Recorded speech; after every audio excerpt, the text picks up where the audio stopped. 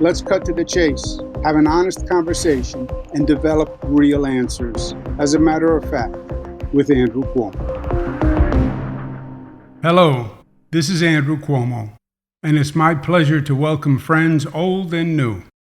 This is my first podcast, and I'm very excited about it. I'm doing it because I'm worried about this country, and I'm worried about what's happening, the division, the anger, the dysfunction.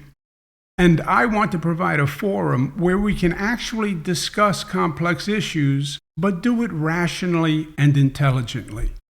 And to discuss issues by understanding the facts first. There's an old saying, you can have your own opinion, but you can't have your own facts. Hence the title of this podcast, As a Matter of Fact. I've been going through a period of reflection these past few months. I've been in politics and government since my early 20s. So in this first discussion, I want to begin at the beginning, to gain some perspective as to where we are and how we got here. For those I haven't had the pleasure of meeting yet, let me begin by telling you something about myself so you understand where I'm coming from and what guides my particular political philosophy. I was raised in Queens, New York, a middle-class community, and I worked to pay my way through college and law school with every odd job I could find. I was a landscaper, a security guard, a mechanic. I still remember when the minimum wage was $2 an hour. I went to Catholic school, and I was raised in an extended traditional Italian-American family in a multi-ethnic, diverse community. I'm a progressive Democrat. But when I was HUD secretary during the Clinton administration, I also worked with Republicans successfully and cooperatively. In New York, as governor, I worked with Republicans and we passed groundbreaking legislation. I'm a New Yorker, but I've also worked in every state in the nation. My father was Mario Cuomo, the 52nd governor of New York. He's no longer with us, God rest his soul. But my father was my mentor. And his example was that government was vitally important. It could make all the difference in the world.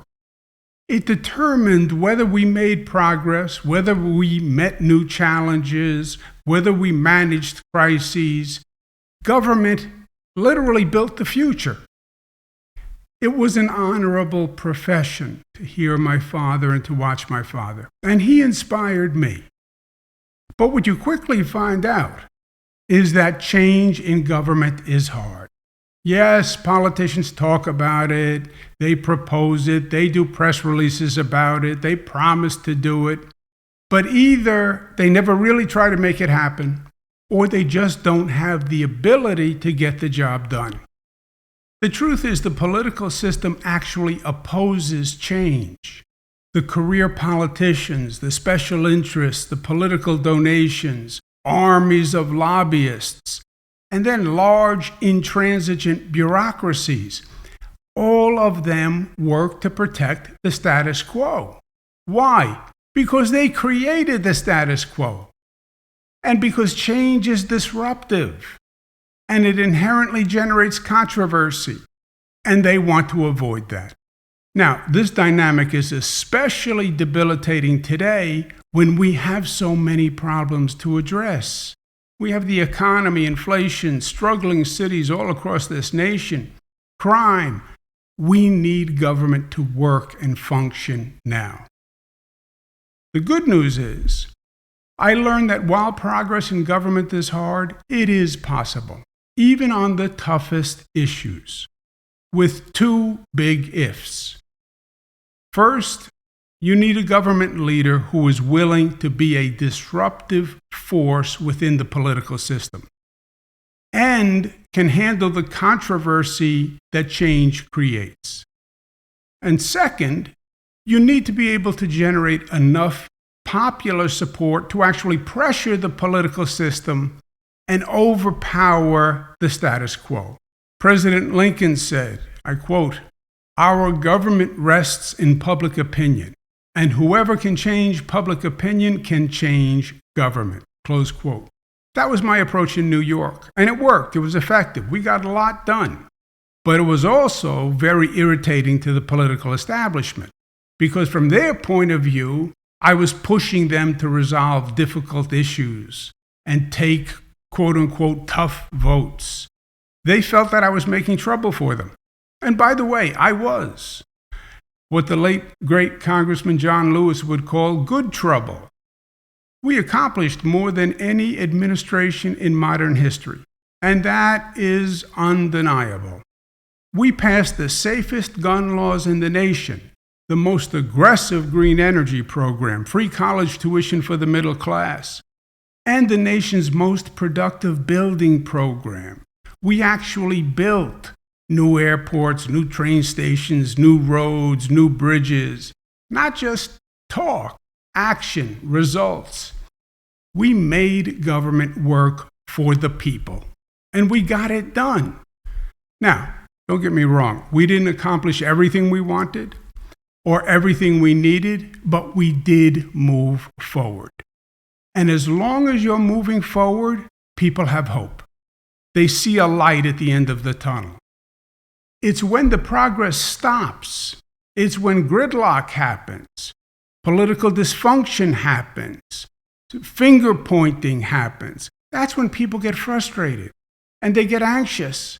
And now you have emotions, and now you have extreme emotions on both sides of the aisle. You have an extreme left and you have an extreme right. And they are angry and they are loud. And worst of all, they are polarizing. They drive their own social media, and it influences reporters. And the reporters drive the news coverage, and the news coverage paralyzes the politicians. And now it's even harder to reach a consensus or compromise. We make less progress, we have more frustration, and the cycle gets worse and worse and worse. That's where we are today. Well, people will say, the extremes are just a minority in this country. That's true. But they are an active minority, and they dominate the dialogue. And the press then follows their tweets, and then they threaten politicians in their own parties with primaries. And they win if the reasonable majority is silent. That's why you are the key. And that's why this podcast is important to me. More people, more reasonable people, reflective of the majority of this country, need to be informed and engaged. And it must start with the facts. Today, you hear Democratic facts or you hear Republican facts, but really there is no such thing. That's part of the game. It's just spin. It's just deception. How do I know? I know because I've been there. I've seen it. I've been in the room time and time again. I've done the job. That's why I know the game, and that's why I know it has to stop. We have a radical left. We have a radical right. We need a radical reasonable if we're going to move forward. That's my philosophy. That's what I believe. That's where I'm coming from. And I wanted you to know, so as we go forward and have a conversation, you know my particular bias. And now we have a person who has a much different perspective. Mr. Anthony Scaramucci, a finance expert, an active Republican, who was at one time very close to Mr. Trump and actually worked in the White House as Director of Communications for a short period of time. He has seen the good, the bad, the ugly, and he speaks his truth, which I respect. So without any further ado, we're joined by Mr. Anthony Scaramucci. Thank you very much for being with us. Let me tell you, if I may, the operating premise that I'm putting on the table. That today, our political dialogue is dominated in many ways by the extremes on both sides of the spectrum. You have the extreme left, you have the extreme right. And now with Twitter and social media and just the hyperbole of their position, that they dominate the dialogue, and they have undue influence on the mainstream politicians on both sides. That's my premise. I believe it's actually worse on the Republican side. You look at where the Republican Party is now going into these midterms. Their issues, their problems were really all self-created. They have the issue of abortion they're dealing with. They're dealing with the issue of guns. They're dealing with January 6th. Supreme Court now says they may revisit marriage equality, which, by the way, is not the issue that it was. New York, you remember well, passed the marriage equality law. That was 10 years ago. At that time, it was controversial. Now it's 71% supported by the American people. So I think the extreme right has pulled the Republican Party too far to the right. And that is a fundamental problem that they're dealing with. What would you say about that? Well, I mean, I'll get to the right in a second, but I'm just going to take issue with that. I think the radical left of the Democratic Party, the wokeness, whatever you want to call it, I think is actually in many ways as damaging, if not more damaging, because they are leading the culture war. They've destroyed these university campuses. My old school, Tufts University, I think they have like a white cleansing instructional thing where you have to like disavow your whiteness or some nonsense like that. And I would say you, Governor Cuomo, are actually victim of the woke radical left in my mind, and I have a theory. I'm just going to throw it out here on your podcast.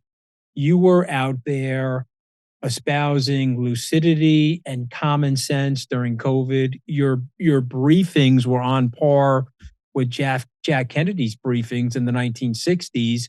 And the power that you had and what you represented in the Democratic Party was so overwhelming to the radical side of your party that they did everything in their power to take you out and shoot you. Okay, they looked at you and said, oh my God, if this guy ever runs for president, he'll set the table differently at the Democratic Party. We will no longer have the say in terms of what's going to be served at the banquet. And when Cynthia Nixon, I think it was her name or something like that, was running against you, you could see this fomenting. So even though Governor Cuomo represented progression, he represented the gay marriage movement, which I think you may or may not remember I was part of on the Republican side. I gave money to those 4 senators that voted with you back then because I'm pro-gay marriage as a libertarian. You did, I don't know, so many different progressive things. I'm a Republican. I'm actually upset with you for some certain things, even the bond reform or whatever, the bail reform bill. But these guys should have been totally pleased with you, but they feared you because you were going to move the bell curve in their party. So they did everything in their power to shoot you. They've shot other people. They've gotten the cancel culture to the point where guys like Donald Trump, who are imbeciles, have popularity in the society. So you may be right, part of the things you're saying about the right, but I actually think it's the Democrats that are way worse than the Republicans on this stuff. And by the way, you're right about gay marriage. You're also probably right about Roe v. Wade. That'll probably help the Democrats come the midterms as people turn out to vote down those issues. Look at what happened in Kansas, Governor Cuomo, with the Roe v. Wade resolution or whatever that was. So listen, that's my opinion. I watched those press conferences and they were legendary. And weirdly, because I have an 11-day PhD in the dynamic of political assassination, they were coming for you. Okay, you were getting too much power for those people. Yeah. I don't disagree with you on the general point. And I have said before, and I've been talking about it now, that there is a problem on both sides of the spectrum. You do have an extreme left, and there is no doubt that I have called them out on it. You're right about the cancel culture and that whole mentality.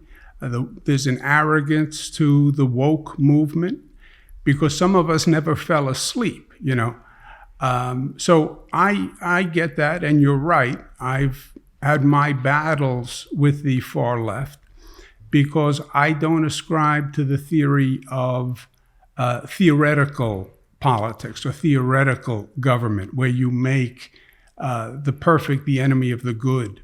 and you're unwilling to make any compromise, and there's no reasonableness, and it's all theory. You know, in the old days, we used to call them limousine liberals, right? They were not living the problem. They were not living the issue. So it wasn't really that important that it was resolved. They just wanted to have the ideological purity of their argument.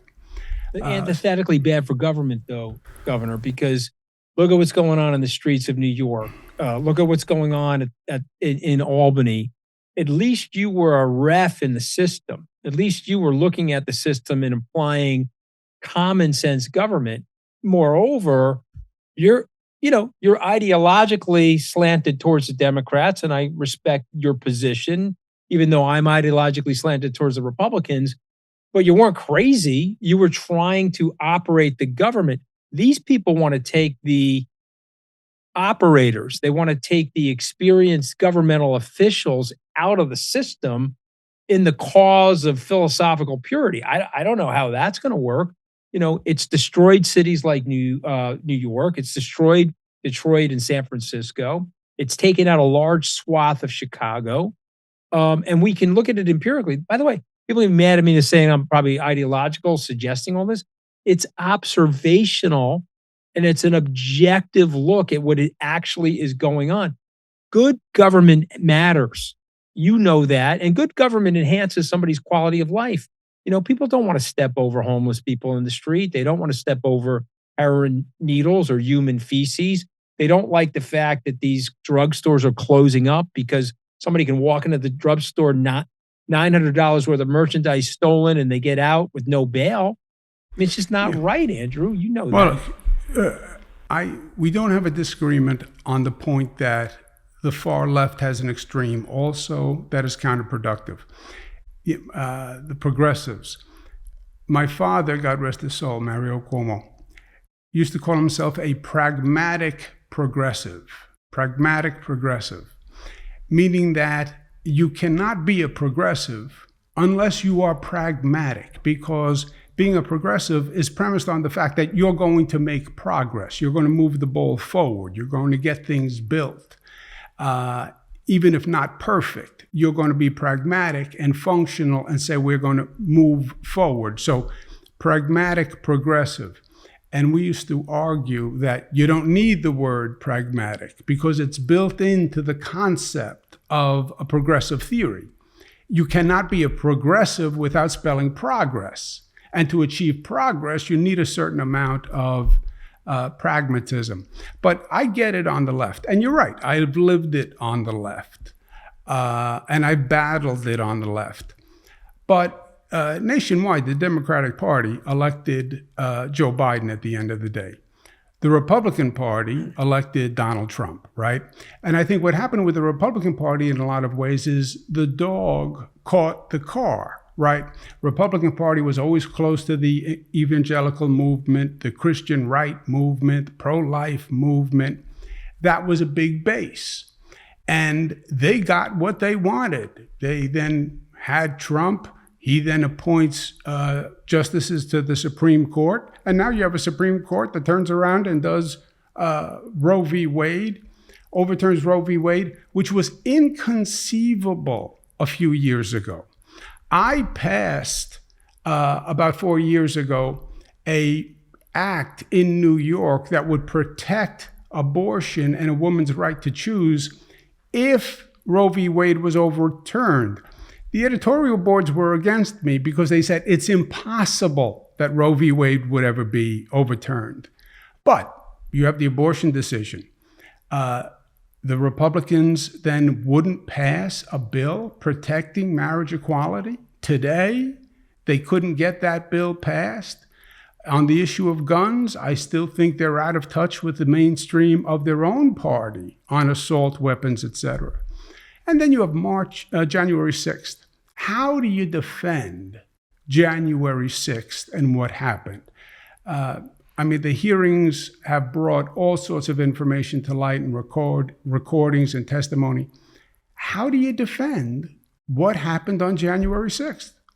You're making a seminal point that I totally agree with. The party manifested Trump. As you know, Trump is an avatar for anger in the society, for a lower middle class and a middle class anger, where people that you and I grew up with, I would define myself growing up as aspirationally blue collar. My dad was a crane operator, an hourly worker, but we had this aspiration. We looked up to your father, frankly, because he was a member of the Italian American community and he was a great public servant. And even though my dad was a Republican, and Andrew, you'll appreciate this, my dad was a Republican because Joe Margiotta, do you remember Joe? Yes, he controlled the union in Nassau County. I was on David Axelrod's podcast and he was like, you're a Republican because your dad's union was controlled by Joe Margiotta. I was like, that's exactly right. When I went to sign up for the draft, I turned to my pops. I said, Dad, am I a Republican or a Democrat? He goes, oh, no. You're a Republican because they're helping us. So I checked the box Republican, okay? And that's like me being a Met fan, right? I'm sometimes on the losing side of things because these Republicans are doing things that are nonsensical. But you guys are making it easy for them, okay? Because the woke left has ignited the MAGA movement, okay? Trump is an expression of this reaction formation to all of the stuff that goes on your side of the campus, if you will. And you mentioned the word progressive, and let me just share this with your listeners and viewers, and you know this. The word progressive was conceived by another very famous New York politician. He happened to be a Republican, and it was Theodore Roosevelt. And the idea of progressivism came from him. Now, the Democrats hijacked that word, if you will, and I think they've transformed it into something less practical, okay, and more difficult to apply to the American society. And so, you've got two sides, in my opinion, that are doing the wrong thing for America. You mentioned the abortion and gun control, wrong on the Republican side. The wokeness and the sanctimonious cancel culture. And Andrew, everybody is guilty until the woke proves them innocent. And oh, by the way, if you're guilty, it's a professional death sentence, Governor. It's not, oh, you're guilty, sit in the timeout. You're guilty. We want to wipe you off the face of the earth and eliminate your career. And I think that that's a horrific thing to do, particularly if you are Catholic or a Christian. We believe in redemption. And we believe in people making a comeback, and we believe in people absolving themselves from mistakes that they've made in their lives. So I don't like it. I think there's too much focus in American politics on left or right. It could be hard left or hard right, not enough focus on right or wrong. One of the things that even though you and I have disagreed ideologically at times, I've at least admired you were trying to get it right. You were trying to get it right. This may or may not be true, but I sort of remember this.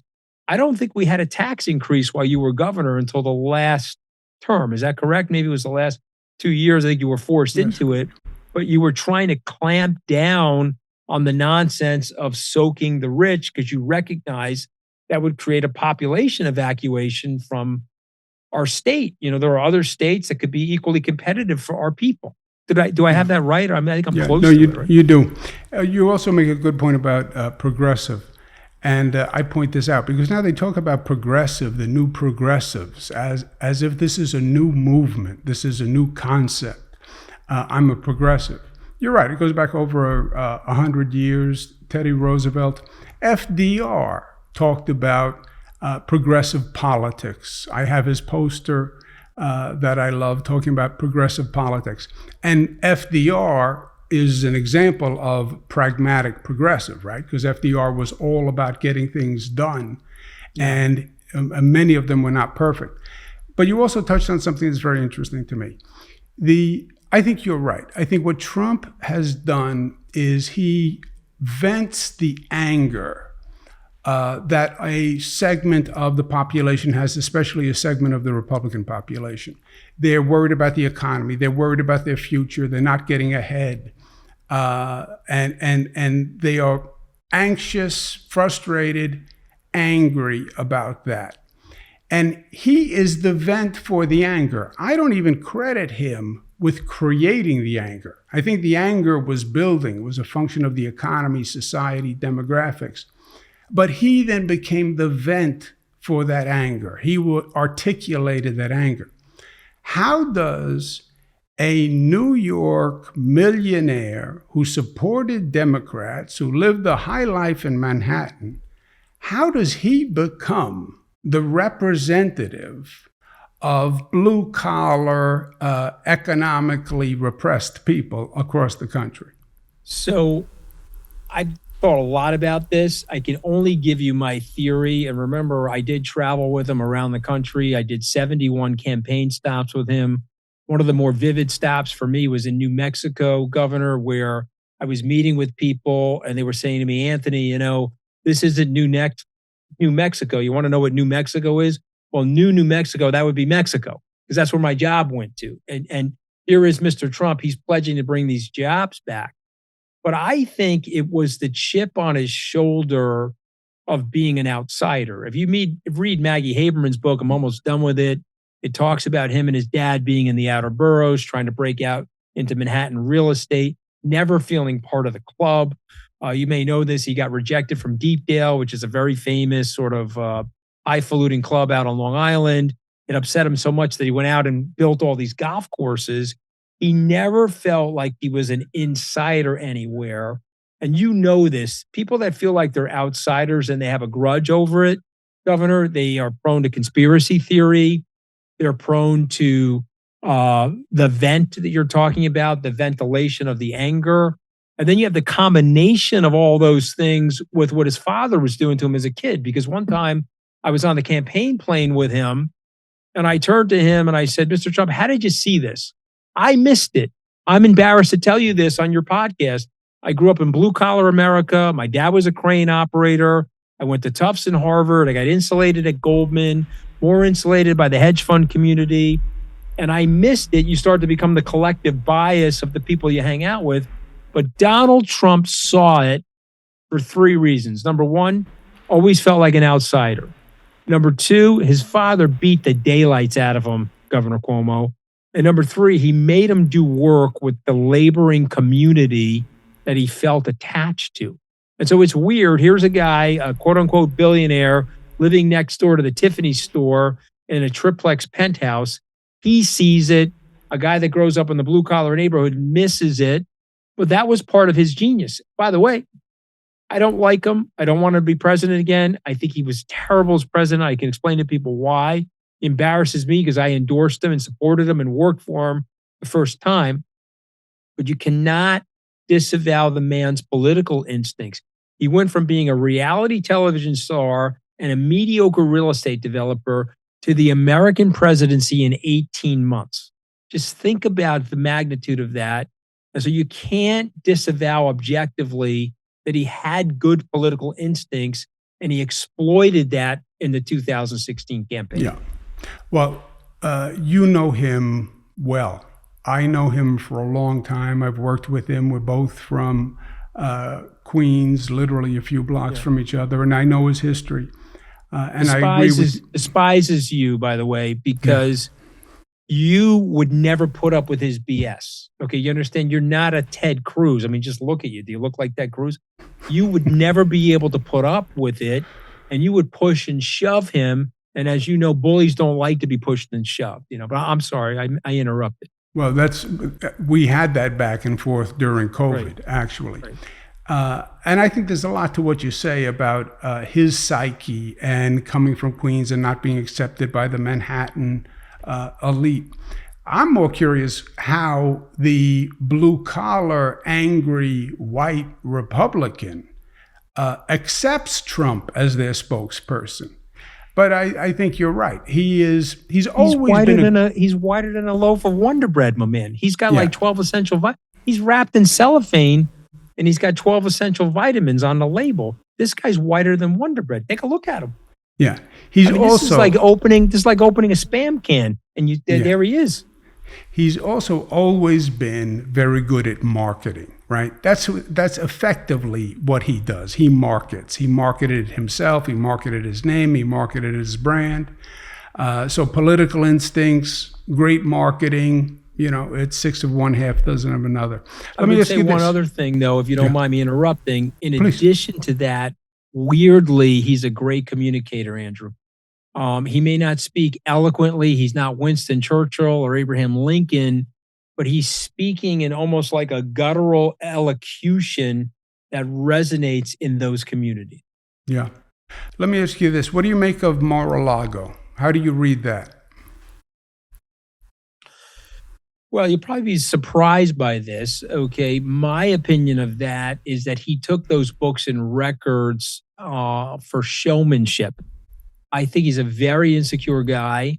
And I think he's a bit of a show off. And I think he was actually stunned and blown away at all the information he was able to obtain being the president of the United States. I don't think he sold that information. I don't think he parlayed it for himself.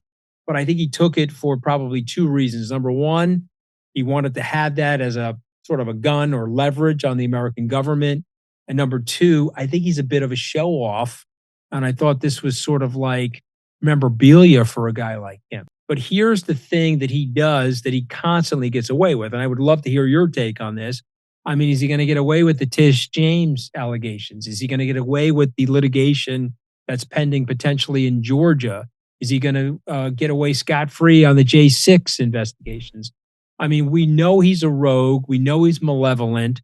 But we also know that he's gotten away with these types of things for 70 years. Okay, he was pulling pigtails in elementary school. They had to send him to a military camp, right? So the question is he going to continue to get away with this stuff? Because he just operates, you know what? I'll figure it out. I'll get away with it later. Yeah. I'll give you my answer. I'm going to ask you a quick question first. Does Trump run for election? So I think so. Don't go by me. I'm obviously, a failed in my political service. I was with Joe Manchin, Mitt Romney, Paul Ryan. I actually brought General Kelly with me. I interviewed General Kelly at Governor Romney's retreat in Utah this past weekend. And I would say they're more astute about politics than me. They think he's running, and they also think he's going to win the nomination. They firmly believe that because he is the alpha bear in the room. Whatever you think of Ron DeSantis and his political skills, his success or failures in Florida, or you pick the other stable of younger Republicans, they don't have the verbal muscle to take Donald Trump on the debate stage. They don't have the verbal muscle to campaign with him.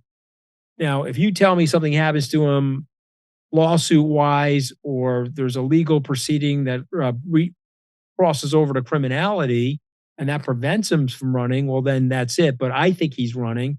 Moreover, I also think that he thinks he gets some kind of prosecutorial protection, if you will, if he runs. So for those reasons, I think he's running. What do you think? Yeah. Well, your last point was what I was going to say. I believe he runs. I know nothing, right?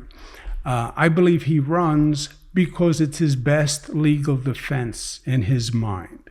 Right. He'll take these laws. He'll take Mar-a-Lago. He'll take the lawsuits, and he'll become the victim of political prosecution, right? Which also fits the way he thinks. He believes the Justice Department was a political tool, right? When he had Bill Barr in the Department of Justice as Attorney General, he treated Bill Barr like he was a campaign operative. Right. And you look at who he put in as Attorney General and the conversations they had. He wanted, quote unquote, his guy as the Attorney General because there was no Justice Department. His Roy Cohn governor. That's right. That's right. So that's the way he thinks. And I think he'll run as his legal defense to these cases, which also have his children involved, which I think probably bothers him more than just himself. And he'll say this is Biden using the Department of Justice and Garland as a political hit team. And the New York Attorney General, of course, playing politics. And he'll be the victim of that. And he enjoys being the victim, right? Yeah, that works. Well, again, remember, I'm an outsider. I'm aggrieved. I heard him more than once say, the elites, they think they're the elites. We're the elites. I used to say that a lot. And that identified with a lot of people. Governor, you've met some of my cousins. Okay. You've been out to Bayville. I have cousins that are clam diggers. I have cousins in the auto glass space. I have cousins rolling and throwing pizza, rolling dough and throwing pizzas. Most of my family are from blue collar America, and they all voted for Donald Trump. And why did they vote for Donald Trump? Because they feel that the establishment is apathetic to their plight and their cause. And Donald Trump represents, like you said, a vent or an avatar for their anger. They can use him as a human orange wrecking ball to crash into the establishment. And so, what I'm hoping for and pleading for is that we have more practical, or your word, pragmatic politicians that come into the mix and are more focused on public service than the preservation of their own political power or their own political seat, which seems to be going on right now. Is there a chance that let's say the Republicans lose the midterm elections, okay? Is there a chance the Republican Party says, we have to get our act together, we've moved too far right, we're in trouble, and we're going to find a reasonable candidate instead of Donald Trump, and we'll all organize around a reasonable alternative? Any chance of that? So obviously there's a chance of anything in life, as we both know, but I think it's very slim chance, because what energizes people is radicalism. You know that what energizes people in the Democratic primary is sort of that wokish radicalism. And what seems to be energizing people in the Republican Party is the culture war, owning the liberals, MAGA, MAGA, MAGA, this sort of America First ideology. You're right from a political strategy and from common sense. It would dictate, hey, why don't we give up the ghost of this nonsense and get focused on putting a candidate that's going to have some appeal to independents and maybe even get some, centrist Democrats. But I don't see it happening right now. But I also predict that the fever will break. There was a period of time where you were the attorney general in the state of New York, and it looked like Eliot Spitzer was going to rule the roost for most of your political career. Okay, and that didn't happen. You went on to become governor. And so right now people are sitting here saying, well, Trump is the guy and he's going to be the roadblock for everybody, until he isn't the roadblock for everybody, until the fever breaks. Joe McCarthy, go back to him in the 1950s, okay? There came a time where everybody was afraid of Joe McCarthy. Dwight Eisenhower had the opportunity to rebuke Joe McCarthy in his home state and praise his boss, okay, George Marshall, in Wisconsin when he was running for president in 1952. And he blinked. When they interviewed him in Gettysburg, when he left the presidency after 2 successful terms, what was your worst moment as a politician? He said, I was afraid of Joe McCarthy in 1952, and I blinked. 2 short years later, Joe McCarthy was off the playing field. So my point is, the fever does break. The woke fever, I'm praying, breaks. And I'm hoping that the radical right, this sort of false Christianity, if you will, because it's not Christian, me imposing my will on you and being unforgiving and all this sort of sanctimonious nonsense is not Christian. You want to get a conservative lit up governor? Say, hey, you're for a smaller government everywhere, but in my bedroom. In my bedroom, you want a larger government, okay? It's so hypocritical, So my point is, hopefully the fever breaks on both sides and we get, like I said, candidates and politicians that are focused on right or wrong, not necessarily left or right. Last question. You've been very generous with your time. I agree with you. Donald Trump is a great marketer, political instincts, call it what you will. Why doesn't he adjust? Why doesn't he see the reaction to January 6th? Why doesn't he see the reaction to the Supreme Court decisions, which are not even popular in the Republican Party? And why doesn't he recalibrate if he has such a fine ear to the ground? Yeah. Why hasn't he? Well, I can answer that. I think, number one, let me just address the Supreme Court for a second. He did say publicly, whoa, I wasn't expecting them to do that. Okay. And so he doesn't like that. And he did say publicly he thought that was going to hurt the Republican Party, that decision.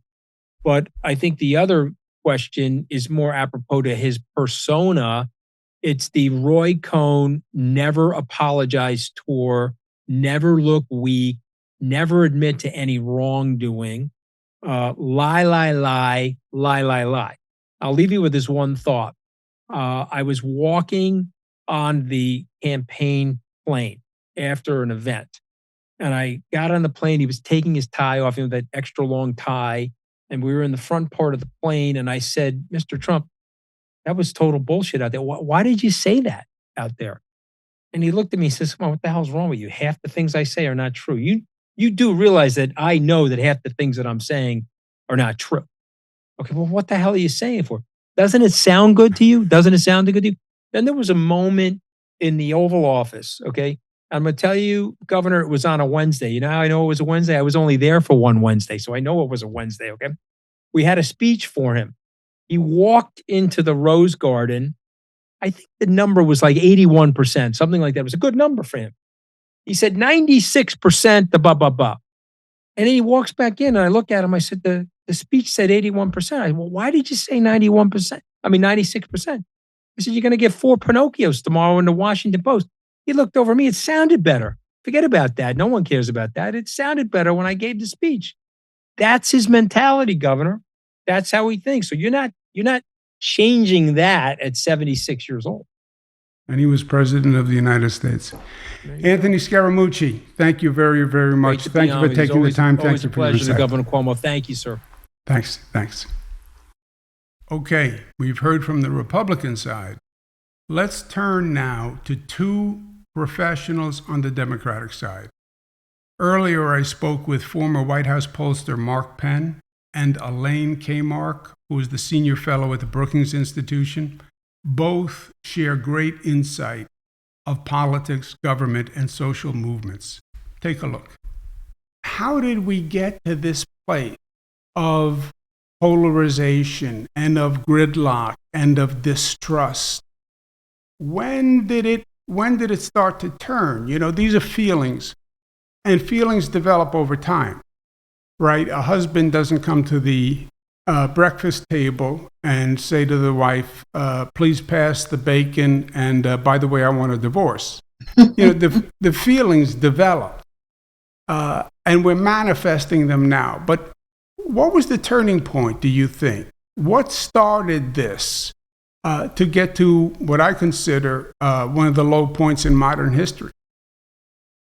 Well, Andrew, thank you for having me. I think the turning point here was the invention and then the widespread use of party primaries to nominate our candidates. Most of the rest of the world does not nominate their heads of state through primaries. They do it through what's called a party caucus, which is a gathering of the elected officials, the people in that political party who know something about government. What we have done is we have adopted a system where basically you can run a popularity contest and sometimes win a primary for a very important office. And at no point do you have to, does anybody say, do you know how to do this job?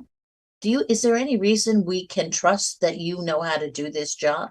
And so what primaries have done is they've disconnected politics and government. That did not used to be the case when those much maligned party bosses of the old days picked our presidential candidates through a rather elaborate process, frankly. But in those days, the decision was a decision about, first of all, can this person win? But also, can this person govern? You cannot imagine a Donald Trump being nominated in the old-fashioned system. Nor, frankly, can you imagine a Marianne Williams, who ran for the Democratic nomination in 2020, even being considered, even being allowed to be on a debate stage in the old-fashioned process. So we've really done this to ourselves. We have taken peer review out of the nominating system. Mark, let me ask you this, if I can. We are sort of starting at the beginning, right? And we've been at this a long time. And my first question is, how did we get to this place? right? Whatever happens in this election, you have a polarization that we've never seen. You have real anger. You have real extremes, both on the left and on the right. You have more gridlock than we have seen. How did we get here? When did this start? What's driving the situation that we find ourselves in? Yeah, Governor, first of all, thank you for that kind introduction. When I went back and I looked at some of the polling, like we did with President Clinton had ratings of approval in the 70s, right? And if you were to go back to Ronald Reagan, you would find that Ronald Reagan had approval ratings in the 70s, right? Because the country listened to leadership that tried to bridge the gap, bring everyone together, give them a better future. And something sort of happened between, the Bush-Obama presidencies, where partisanship crept back into the system. And so much of the things that we thought we had undone in terms of the direction of the country really came back with a vengeance and with force.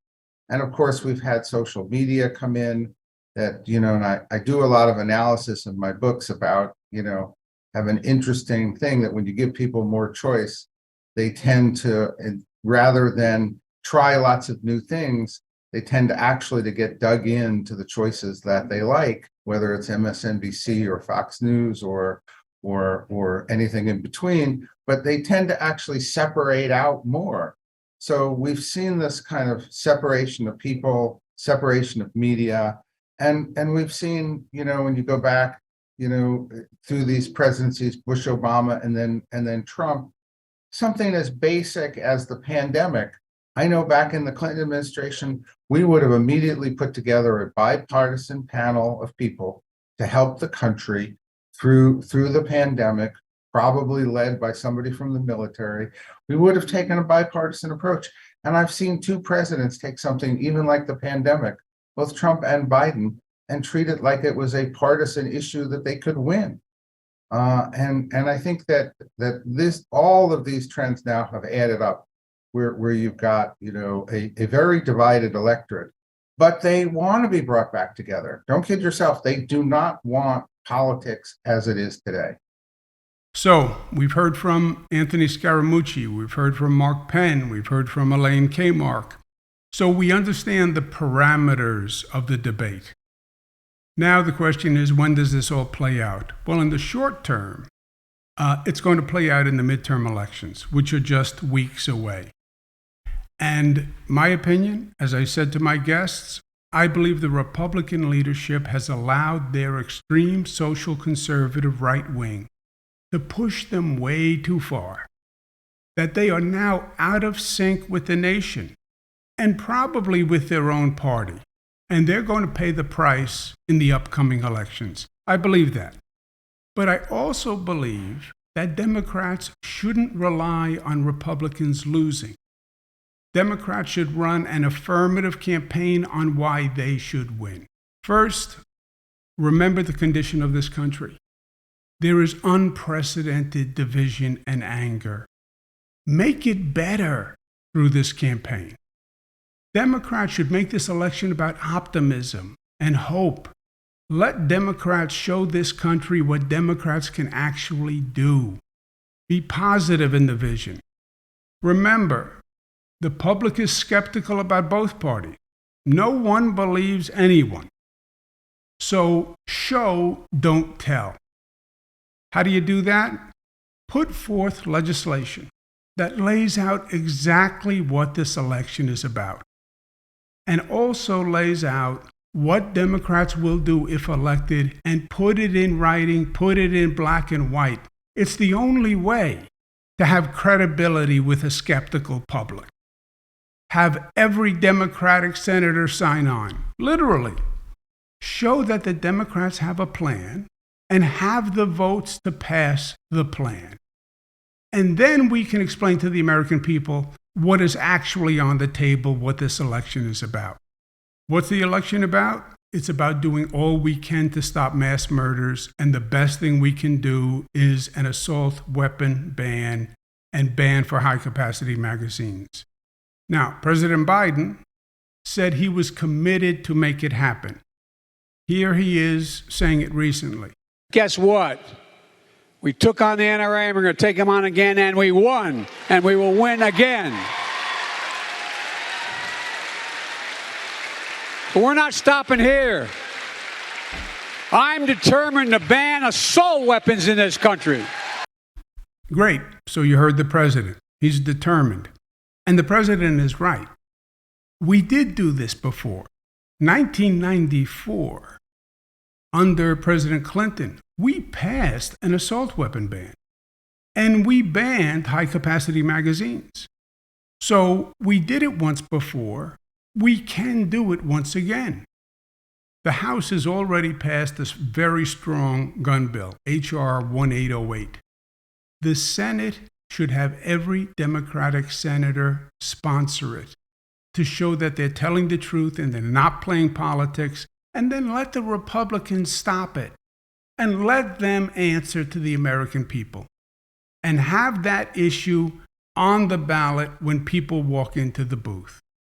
Same thing on marriage equality. This Supreme Court has already signaled that they may revisit the case Obergefell v. Hodges. That is the case that said same-sex couples had the legal right to marry. If they overrule that decision, it will have devastating consequences on millions of people.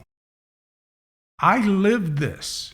New York State was the first big state to pass marriage equality in 2011, and it's one of the greatest things that I ever did.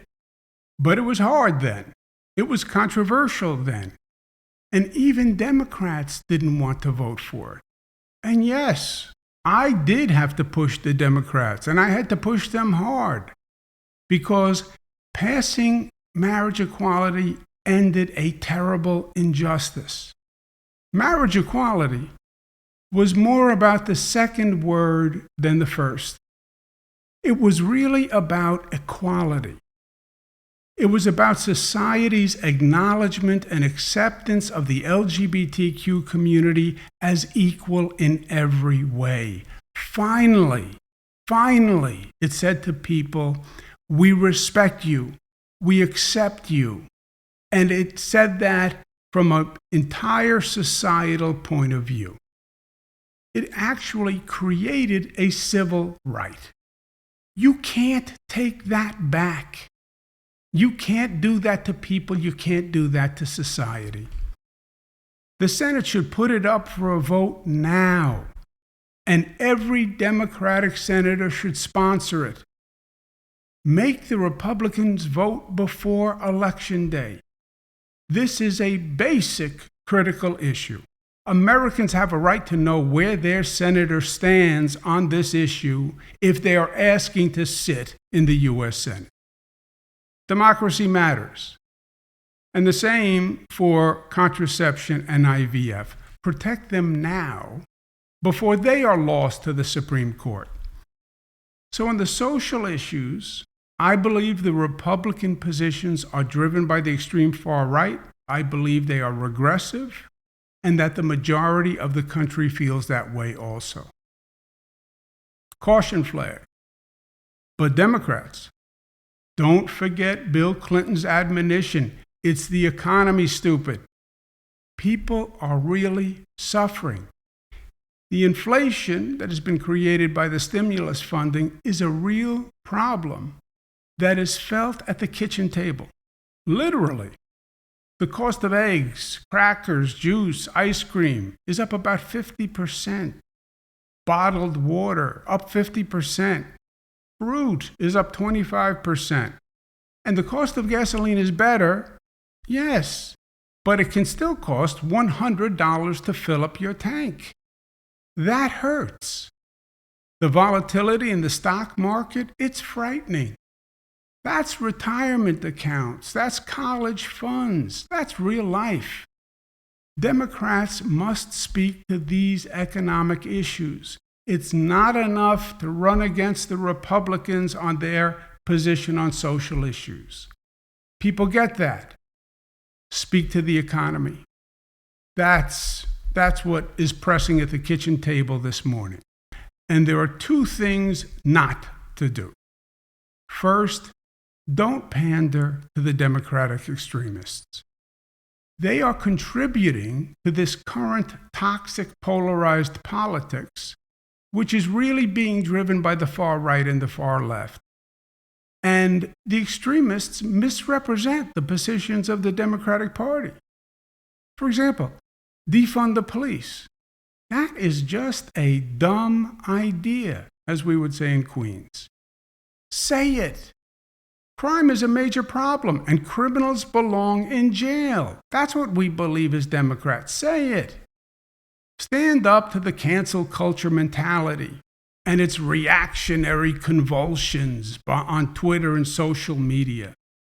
We don't cancel the Constitution and due process because Twitter is trending. In sum, demonstrate democratic leadership and don't let the extremists do to the Democratic Party what the extremists have done to the Republican Party, which has put us out of step with the majority of reasonable Americans. Remember the discussion with Mark Penn. More Americans are concerned about the socialist left gaining power than they are about the MAGA Republicans gaining power. 55-45 according to a Harvard-Harris poll. That is troubling, my friend. Second thing not to do. Don't waste time attacking the Republicans. The Republicans have made the best case against the Republicans. It's hard to find a group that they aren't threatening. The image of January 6th and the right-wing militia and the white nationalists and the Oath Keepers and the Proud Boys, thugs, attacking the Capitol. That image is etched in every American's mind. Focus on the democratic vision. Lift this country up. That's what we need more than anything. So that's it for today. Next week, we will start discussing specific pressing issues and answering your questions. So please call, email, snail mail, send a pigeon, whatever works for you. And let me know what's on your mind. We will look at the important issues from all sides, separate rhetoric from reality, and the hype from the truth, because facts matter. Thank you.